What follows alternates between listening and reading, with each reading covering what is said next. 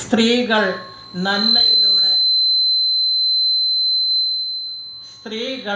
നന്മയിലൂടെ മാറ്റത്തിന് വഴിയൊരുക്കുക.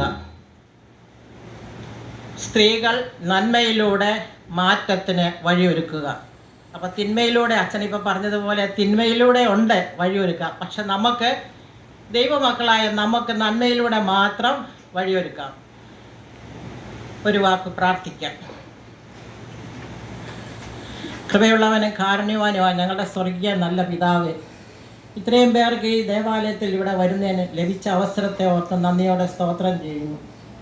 ദൈവമായ കർത്താവേ, ദൈവഹിതത്തിന് ചേരാത്ത പ്രവൃത്തികൾ കണ്ടുപിടിച്ച് അവയെ ഉപേക്ഷിക്കാനുള്ള കൃപ ഞങ്ങൾക്ക് ഓരോരുത്തർക്കും തരണമേ. ഞങ്ങളെ ഓരോരുത്തരെയും കൊള്ളാവുന്ന ഒരു ആയുധമാക്കി അവിടുത്തെ വേല ചെയ്യുവാൻ ഞങ്ങളെ ആക്കി തീർക്കണമേ. സ്ത്രീകൾ നന്മയിലൂടെ മാറ്റത്തിന് വഴിയൊരുക്കുന്നവർ.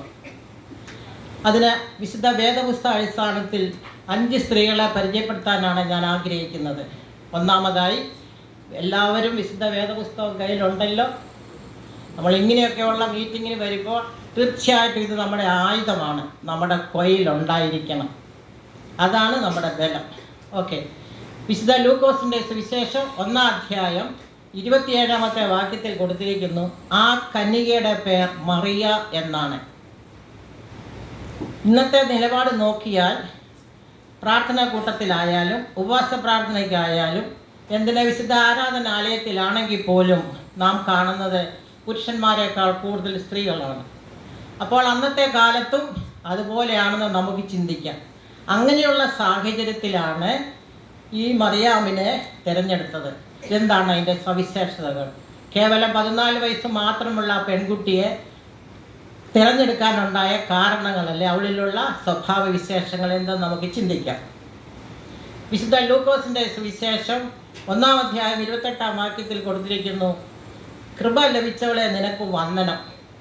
അപ്പോൾ അവൾക്ക് ദൈവത്തിൻ്റെ കൃപ ലഭിച്ചവളായിരുന്നു. വിശുദ്ധ വേദപുസ്തകം ഉടനീളം നാം നോക്കിയാൽ ദൈവിക ദൗത്യ നിർവഹണത്തിനായി പലരെ വിളിച്ച് പ്രാർത്ഥിച്ചതായിട്ട് നാം കാണുന്നുണ്ട്. എന്നാൽ ഇത് പോലെ അങ്ങനെയല്ല. പിന്നെയോ ലോകത്തിൻ്റെ തന്നെ ഗതി മാറ്റിമറിക്കുന്നതിനുള്ള ഒരു ദൗത്യമാണ് മറിയാമിനെ ഏൽപ്പിച്ചിരിക്കുന്നത്.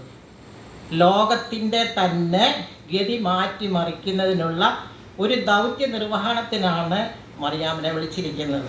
God has an instrument for God's highest purpose. ദൈവത്തിൻ്റെ രക്ഷണ പ്രവർത്തനത്തിൻ്റെ ഏറ്റവും വലിയ സംഭവത്തിന് ആയുധമാക്കുവാനാണ് ദൈവം മറിയെ വിളിച്ചത്. ഒന്നാമതായി, മറിയാമിന് യേശുവിൻ്റെ മാതാവാകാനുള്ള കൃപയാണ് ലഭിച്ചതായി നാം കാണുന്നത്. കൃപ എന്ന് പറഞ്ഞ വാക്കിൻ്റെ അർത്ഥം ദൈവത്തിൻ്റെ ദാനം. ഈ ദാനം ലഭിച്ചത് എന്താ? മാതാവാകാനുള്ള കൃപയാണ് ലഭിച്ചത്. വിശുദ്ധ ലൂക്കോസിൻ്റെ സുവിശേഷം 1-ാം അധ്യായം 38-ാമത്തെ വാക്യത്തിൽ രേഖപ്പെടുത്തിയിട്ടുണ്ടല്ലോ, ഇതാ ഞാൻ കർത്താവിൻ്റെ ദാസി, നിന്റെ വാക്കുപോലെ എനിക്ക് ഭവിക്കട്ടെ. Very submitted to the father's willing. Mariya ദൈവത്തിൻ്റെ ഇഷ്ടത്തിന് സമ്പൂർണമായി സമർപ്പിച്ചു. അത് അനുസരണത്തിൽ നിന്നും വിധേയത്തിൽ നിന്നുള്ള ഒരു സമർപ്പണമായിരുന്നു. സ്വർഗീയ സന്ദേശം അവൾ ശ്രവിച്ചു, അതിന് നിരുപാധികം അവൾ കീഴ്പ്പെട്ടു. ആ സമർപ്പണത്തിൻ്റെ ഫലമായി പരിശുദ്ധാത്മാവ് അവളുടെ മേൽ ആവസിച്ച് അത്യുന്നതന്റെ ശക്തി നിഴലിട്ടു. അതുകൊണ്ടാണ് വിശുദ്ധ പ്രജ അല്ലെങ്കിൽ ദൈവപുത്രൻ അവളിൽ ഉത്ഭവിച്ചത്. ഇന്ന് അനേകർക്ക് വേണ്ടി ചൊരിയുന്ന പുതിയ നിയമത്തിലുള്ള എൻ്റെ രക്തമെന്ന് പറഞ്ഞ് കാസായെടുത്ത് സ്തോത്രം ചെയ്ത് ചൊല്ലി ശിഷ്യന്മാർക്ക് കൊടുത്ത ആ യേശുവിനെയാണ് ലോകത്തിന് ലഭിച്ചത്. കൂടാതെ വിശുദ്ധ ലൂക്കോസിൻ്റെ സുവിശേഷം 1-ാം അധ്യായം 42-ന്റെ വാക്യത്തിൽ കൊടുത്തിരിക്കുന്നു, സ്ത്രീകളിൽ അനുഗ്രഹിക്കപ്പെട്ടവളാണ് എന്ന്. കർത്താവ് തന്നോട് കൽപ്പിച്ചത് നിവൃത്തി ഉണ്ടാവുമെന്ന് വിശ്വസിച്ചവൾ ഭാഗ്യവതി. അവൾ അവിശ്വാസിയായില്ല, വിശ്വസിക്കുക തന്നെ ചെയ്തു.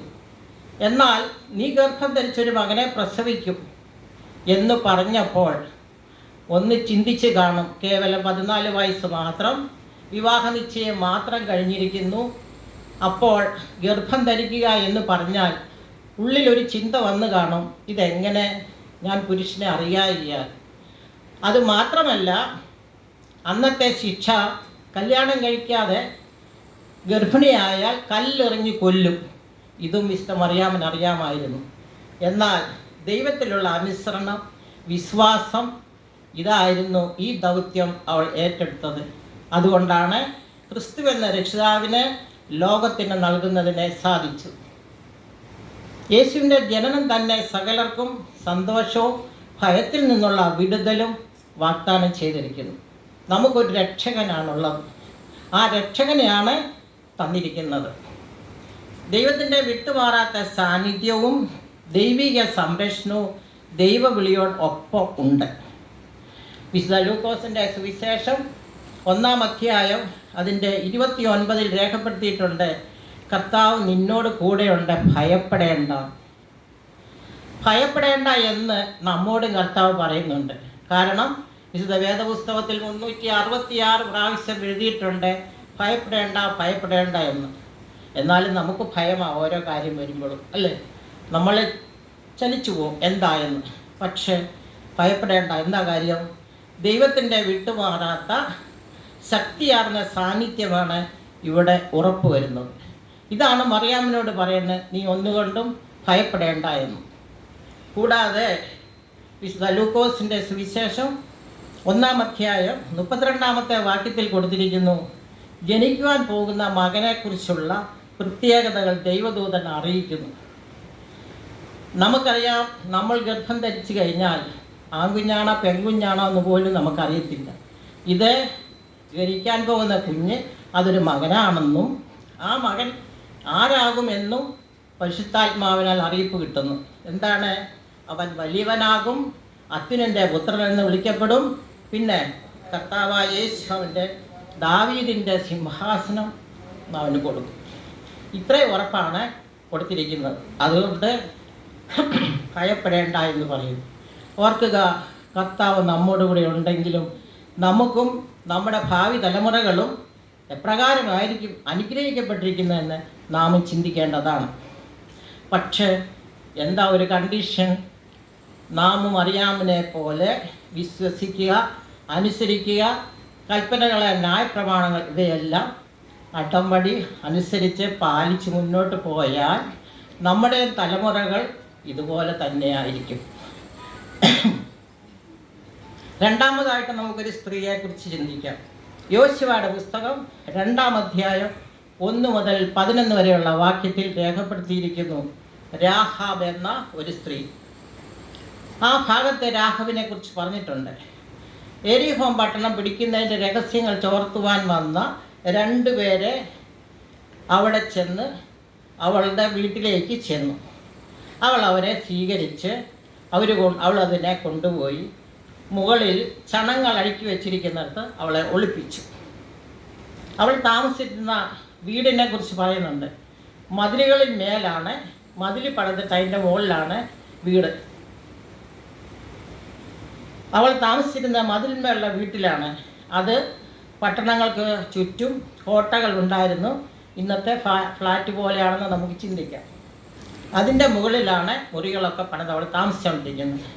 കൂടാതെ കിഴക്കും പടിഞ്ഞാറുമുള്ള ദേശങ്ങളെ തമ്മിൽ ബന്ധിപ്പിക്കുന്ന രാജകീയ പാത അതുവഴിയാണ് പോകുന്നത്. ഇങ്ങനെയുള്ള വീട്ടിലായിരുന്നു രാഘവ പാർത്തിരുന്നത്. രാഘവ ഒറ്റുകാരെ വിളിച്ചുകൊണ്ട് പോയി മുകളിൽ ചണം അടുക്കി വെച്ചിരിക്കുന്നിടത്ത് ഒളിപ്പിച്ച് വെച്ചു.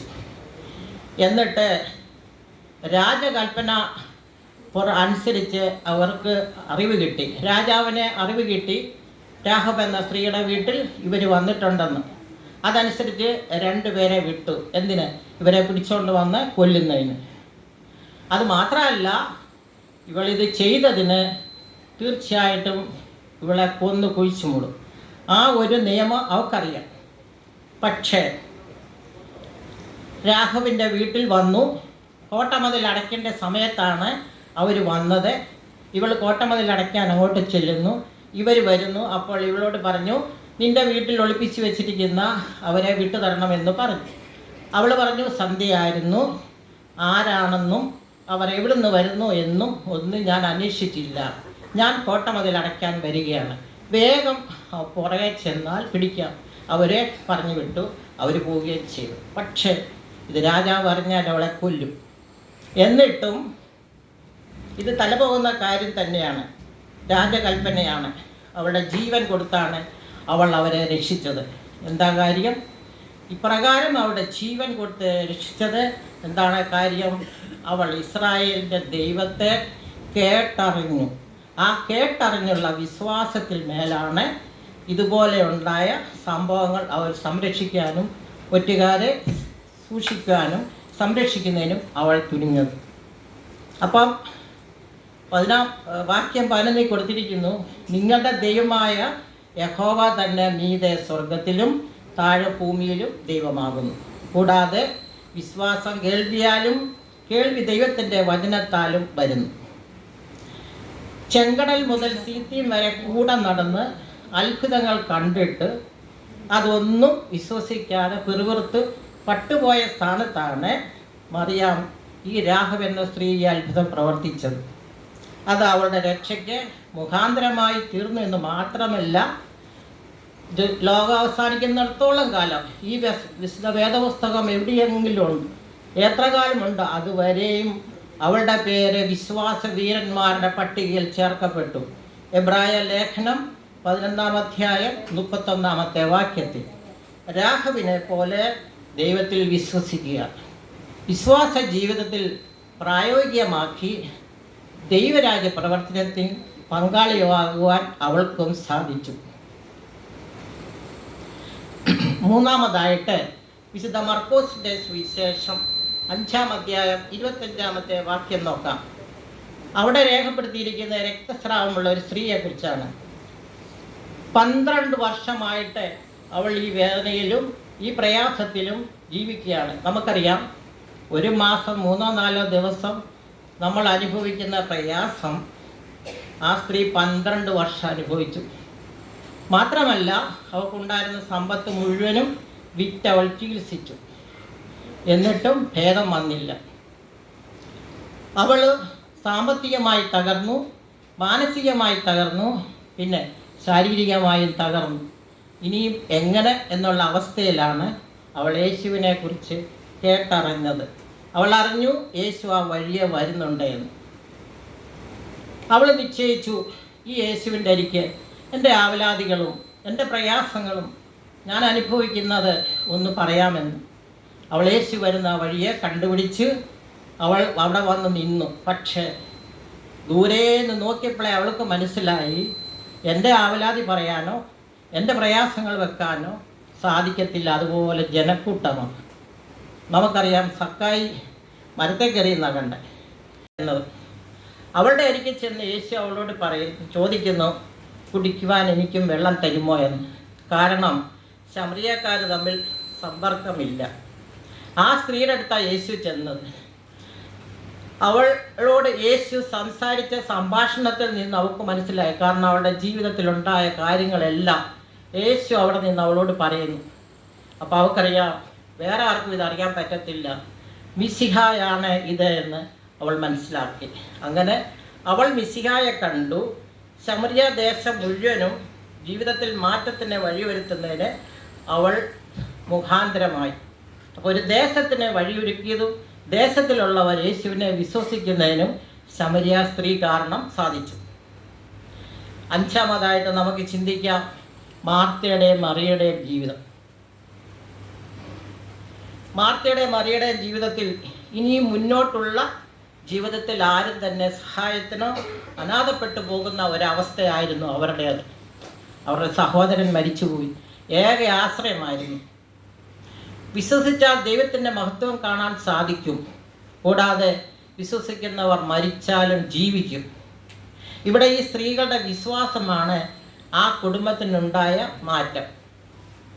ക്രിസ്തുവിന് ആതിഥ്യം നൽകുന്ന കുടുംബമായിരിക്കണം നമ്മുടെ ഓരോരുത്തരുടെയും കുടുംബം. അതിനുദാഹരണമായി അതിഥിയായ യേശുവിനെ കൈക്കൊള്ളുന്ന വീട്ടിൽ യേശു പ്രവേശിച്ചാൽ ആ വീടിൻ്റെ ഉത്തരവാദിത്തങ്ങളെല്ലാം ഏറ്റെടുത്ത് അവിടുത്തെ സകല പോരായ്മകളും ഇല്ലായ്മകളും നികത്തി അവിടെ സന്തോഷം വിതറുന്നതായിട്ട് കാണാം. അതിനുദാഹരണം കാനാവിലെ കല്യാണ വീട്, ലുദിയയുടെ കുടുംബം. കല്യാണ വീട് നമുക്കറിയാം, 1000 പേർക്ക് ഭക്ഷണം കൊടുത്ത് സമർത്ഥമായി കഴിച്ചു പോയി 2-3 പേർക്ക് തികഞ്ഞില്ലെങ്കിൽ തീർന്നു. അവിടെയൊന്നും ഒന്നും തികഞ്ഞില്ല എന്നുള്ളതാണ് കേൾക്കുന്നത്. പിന്നെ നമ്മുടെ മനസ്സിൽ പ്രയാസം വേറെ. അപ്പോൾ ഇവിടെ വീഞ്ഞ് തീർന്നു പോയ അവസ്ഥ അറിയാമല്ലോ. യേശു എവിടെയുണ്ടെങ്കിലും ആ വീട്ടിലെ പോരായ്മകളെ, ഇല്ലായ്മകളെ എല്ലാം നികത്തും. പക്ഷേ യേശുവിനെ നമ്മൾ സ്വീകരിക്കണം. എൻ്റെ നാമത്തെ അറിയുന്നവരെ ഞാൻ ഉയർത്തും. വചനം ഹൃദയത്തെ തണുപ്പിക്കുകയും സമാധാനം തരികയും ചെയ്യും. കേവലം ദൈവവചനം കേൾക്കുന്നവരായിട്ടല്ല, പിന്നെയോ അത് പ്രാവർത്തികമാക്കുവാനുള്ള ആഹ്വാനമാണ് യേശു നമ്മോട് പറഞ്ഞിരിക്കുന്നത്. അങ്ങനെയാണെങ്കിൽ ഓരോ സമയത്തും അനുയോജ്യമായ ഫലം പുറപ്പെടുവിക്കാൻ നമുക്ക് സാധിക്കും. കഷ്ടതകളിലും വിഷമതകളിലും സഹനം എന്ന ഫലം, പരിശോധനകളിൽ പതറാത്ത വിശ്വാസം എന്ന ഫലം. 3, മറ്റുള്ളവരുടെ പ്രയാസങ്ങളിൽ സഹാനുഭൂതി, ജഡീയ പ്രലോഭനങ്ങളിൽ ആത്മസംയമനം. ഇങ്ങനെ ഓരോ സാഹചര്യങ്ങളിലും അനുഭവങ്ങളിലും അനുയോജ്യമായ ഫലം പുറപ്പെടുവിക്കുവാൻ നമ്മൾക്കും സാധിക്കണം. അതായിരിക്കട്ടെ നമ്മുടെ വിജയം. നവീകരണ പിതാവായ മാർട്ടിൻ ലൂതർ പറയുന്നു, ക്ഷമ വല്ലപ്പോഴും എന്നുള്ളതല്ല, 70 വട്ടവും അല്ല, പിന്നെയോ ഓരോ നിമിഷവും ക്ഷമയിൽ കൂടെ മാത്രമേ ജീവിതം മുന്നോട്ട് പോകുകയുള്ളൂ. അങ്ങനെയുള്ള മനോഭാവവും നമുക്കുണ്ടാകണം.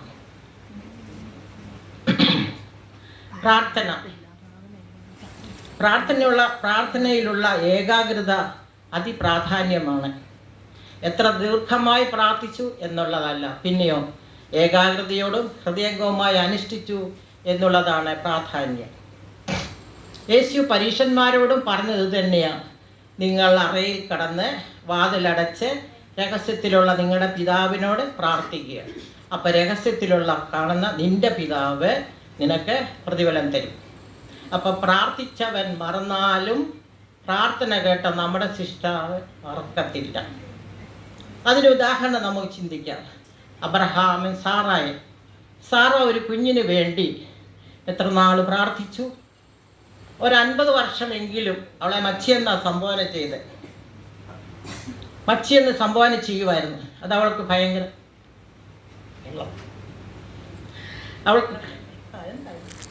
അവൾക്കത് പ്രയാസമായി തീർന്നു. അവൾ ദൈവസന്നിധി എത്ര പ്രാവശ്യം കരഞ്ഞ് പ്രാർത്ഥിച്ചു, എനിക്കൊരു കുഞ്ഞിനെ തരണമേ എന്ന്. 50 വർഷം കഴിഞ്ഞു, 60 വർഷം കഴിഞ്ഞു, 70 വർഷം കഴിഞ്ഞു, 80 വർഷം കഴിഞ്ഞു, 90 വർഷവും പൂർത്തിയായി. യേശുവോടെ പ്രാർത്ഥനയ്ക്ക് ഉത്തരം കൊടുത്തത് 90ാമത്തെ വയസ്സിലാണ്. അബ്രഹാമിനോ 100 വയസ്സ്. വൈദ്യശാസ്ത്രം വിധി എഴുതിയതാ ഇനി കുട്ടികളുണ്ടാകത്തില്ല എന്ന്. ശരിയല്ലേ? എന്നാൽ അപ്പുറത്ത് നമ്മൾ കേട്ടു, കേവലം 14 വയസ്സ് മാത്രമുള്ള ഒരു സ്ത്രീ ഗർഭിണിയായി. വിവാഹം പോലും കഴിഞ്ഞിട്ടില്ല. അതും പരിശുദ്ധാത്മാ ശക്തി. ഇവിടെ വിവാഹം കഴിഞ്ഞു, ഭർത്താവും ഉണ്ട്. 90 വയസ്സിൽ. നാം ഓർക്കണം, നമ്മുടെ പ്രാർത്ഥന ദൈവം കേൾക്കും. ഒരു പ്രാർത്ഥന പോലും തള്ളിക്കളയത്തില്ല. നമ്മുടെ കണ്ണുനീർ ഒരു തുള്ളി പോലും കളയുകയില്ല. അതെല്ലാം ദൈവത്തിൻ്റെ തുരുത്തിയിലുണ്ട്. പക്ഷേ നമ്മൾ ചോദിക്കുമ്പോൾ ഇനി എടുത്തു തരത്തില്ല. ദൈവത്തിനൊരു സമയമുണ്ട്. ആ സമയത്തിന് വേണ്ടി നാം കാത്തിരിക്കണം. അത് 14 വർഷമായ കുഞ്ഞായാലും കൊള്ളാം, 90 വയസ്സുള്ള സ്ത്രീ ആയാലും കൊള്ളാം, ദൈവത്തിന് ഒരുപോലെയാണ്. ദൈവത്തിൻ്റെ മുമ്പിൽ സമയമില്ല, പ്രായപരിധിയില്ല, ഒന്നുമില്ല. ദൈവത്തിൻ്റെ സമയത്തിന് നമ്മൾ കാത്തിരിക്കുക. വിജ്ഞാനിയും തത്വചിന്തകനുമായ സോക്രട്ടീസിൻ്റെ നിർദ്ദേശം ഇപ്രകാരമാണ്. അദ്ദേഹം പറയുന്നു, നമ്മുടെ പ്രത്യേകിച്ച് സ്ത്രീകളായതുകൊണ്ട് പറയാം, നമ്മുടെ സംസാരത്തിൻ്റെ നിലവാരം ഉന്നതമായി നിലനിർത്തുന്നതിന് സഹായിക്കുന്ന ട്രിപ്പിൾ ഫിൽറ്റേഴ്സ് വേണമെന്ന്. ഫിൽറ്റർ ഓഫ് ട്രൂത്ത്, നാം പറയുന്ന കാര്യങ്ങൾ യഥാർത്ഥമായും സത്യസന്ധമായിട്ടും ഉള്ളതാണോ എന്ന് ചിന്തിക്കുക. 2, ഫിൽറ്റർ ഓഫ് ഗുഡ്നെസ്, നാം പറയുന്ന കാര്യങ്ങൾ എന്തെങ്കിലും നന്മയായിട്ടുള്ളതാണോ എന്ന് ചിന്തിക്കുക. 3, ഫിൽറ്റർ ഓഫ് യൂസ്ഫുൾനെസ്, നാം പറയുന്ന കാര്യങ്ങൾ എന്തെങ്കിലും പ്രയോജനമുള്ളതാണോ എന്ന് ചിന്തിക്കുക. അതായത് നമ്മുടെ നാട്ടുഭാഷയെ പറഞ്ഞ ഇത് പറയരുത്, പോലീസ്ഥാനം പറയരുത്. പ്രയോജനമുള്ളതോ ഉപയോഗമുള്ളതോ, അതായത് ഇവിടെ പറയുന്നു, അപ്പോൾ നമ്മുടെ വാക്കുകൾ filter of truth, filter of goodness and filter of usefulness. അപ്പം നമ്മുടെ വാക്കുകൾ അങ്ങനെയായി തീരട്ടെ. നൂറ്റാണ്ടുകൾക്ക് മുമ്പ് ആ തത്വചിന്തകൻ ചൂണ്ടിക്കാണിച്ച ആ 3 അരിപ്പകളിൽ കൂടെ നമ്മുടെയും സംസാരങ്ങൾ കടത്തിവിടാം. അപ്പോൾ വിഷയങ്ങൾക്ക് കടത്തിവിട്ടാൽ കുടുംബ ബന്ധങ്ങൾ, സാമൂഹ്യ ബന്ധങ്ങൾ, എല്ലാം പരസ്പര ബന്ധങ്ങൾ, ഇവയെല്ലാം ഊഷ്മളമായി തീരുകയും ചെയ്യും. നമ്മുടെ ജീവിതത്തിൽ, നമ്മുടെ ലൈഫിൽ നമുക്കൊരു അക്കൗണ്ടുണ്ട്. ദിവസവും രാവിലെ 86,400 നമ്മുടെ അക്കൗണ്ടിൽ വീഴും. 86,400 നമ്മുടെ അക്കൗണ്ടിൽ വീഴും. ഇത് മുഴുവനും അന്ന് തന്നെ നമ്മൾ ചിലവാക്കണം.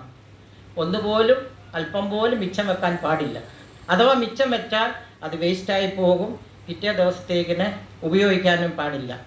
അതുകൊണ്ട്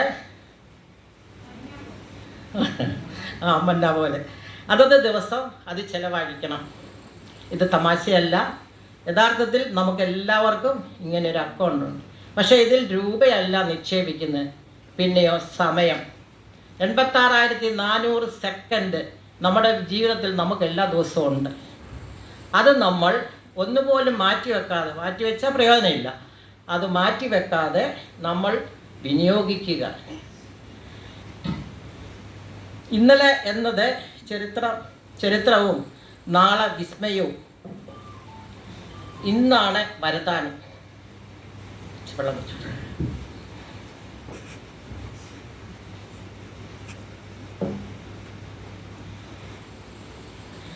ഇന്നിനെ കഴിയുന്നത്ര പ്രയോജനപ്പെടുത്തുക. കാലം ആർക്കു വേണ്ടിയും കാത്തു നിൽക്കുകയില്ലല്ലോ. സൂര്യോദയത്തെയോ സൂര്യാസ്തമനത്തെയോ നമുക്ക് ആർക്കെങ്കിലും പിടിച്ചു നിർത്താൻ പറ്റുമോ? അപ്പോൾ നമുക്ക് ലഭിക്കുന്നതായ സമയം തക്കത്തിൽ വിനിയോഗിക്കുക.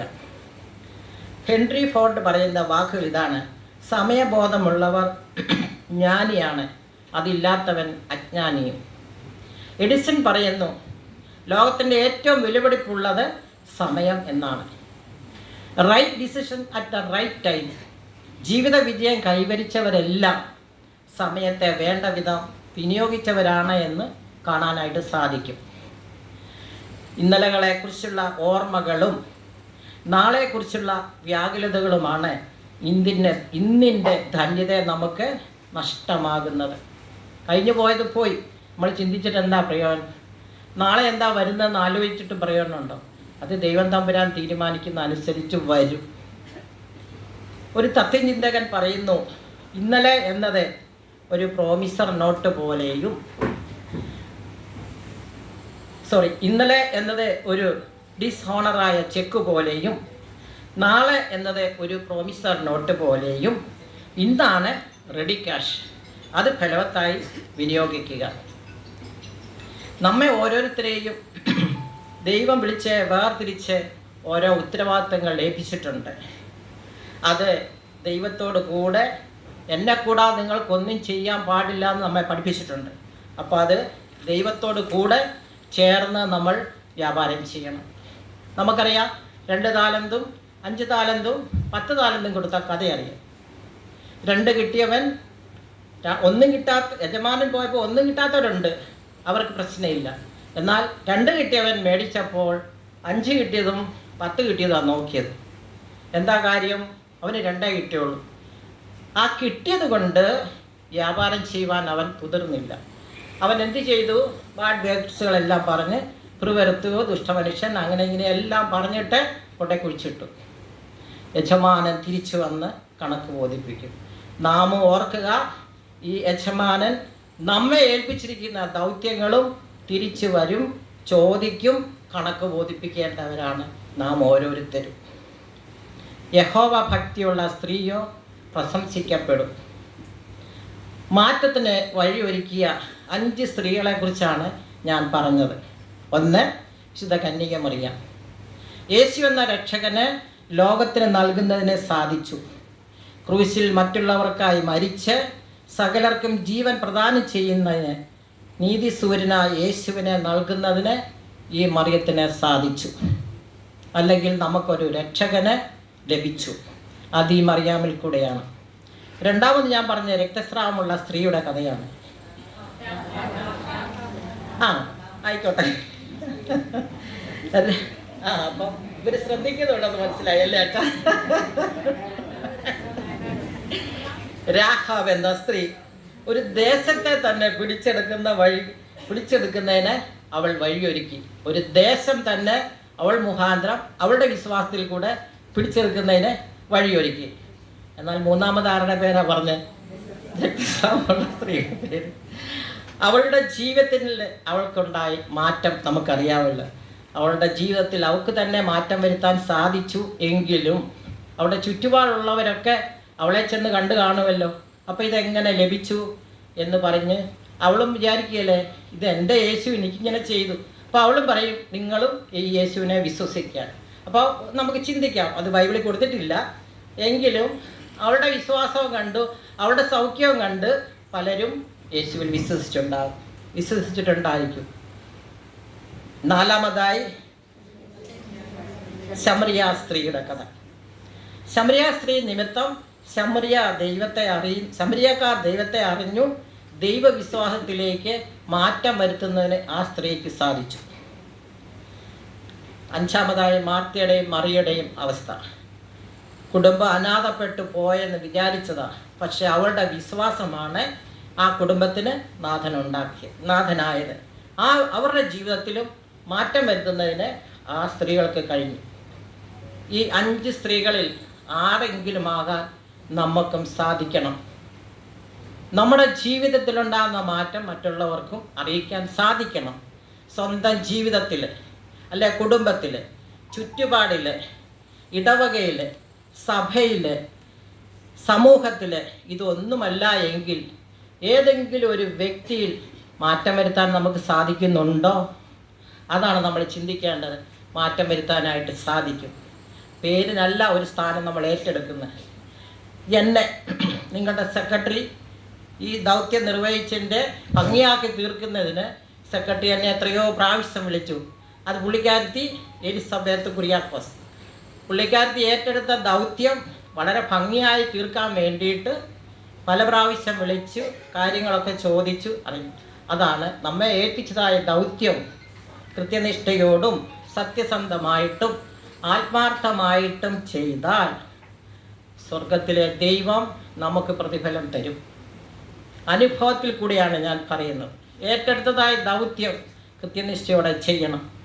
ഒരു പേരിന് മാത്രം നമ്മൾ ആരും ഒരു ദൗത്യം ഏറ്റെടുക്കരുത്. അത് ചെയ്യാൻ പറ്റുന്നെങ്കിൽ മാത്രമേ ദൈവം നമ്മെ ഏൽപ്പിക്കുകയുള്ളൂ. അപ്പോൾ ദൈവം ഏൽപ്പിച്ചതാണ് എന്നുള്ള ആ വിചാരത്തോടു കൂടി ഏറ്റെടുത്തതായ ദൗത്യം നാം നിർവഹിക്കണം. അത് മറ്റുള്ളവർക്കൊരു മാറ്റം വരത്തക്ക വിധത്തിൽ പ്രയോജനപ്പെടുത്തണം. എന്തുകൊണ്ട് പിന്നെയോ ദൗത്യം നമ്മൾ ഏറ്റെടുത്തത് പിന്നെയോ എന്നെക്കൊണ്ട് എന്ത് മാറ്റം സഭയിൽ അല്ലെങ്കിൽ സമൂഹത്തിൽ, പള്ളിയിൽ അല്ലെ വീട്ടിൽ വരുത്താൻ സാധിക്കട്ടെ എന്ന് പ്രാർത്ഥിച്ചും കൊണ്ട് ഞാൻ എൻ്റെ വാക്കുകൾ ചുരുക്കുന്നു. ഇങ്ങനെ ഒരവസരം തന്ന അച്ഛനോടും എൻ്റെ ചുമതലക്കാരോടും എല്ലാവരോടുമുള്ള നന്ദി രേഖപ്പെടുത്തുന്നു.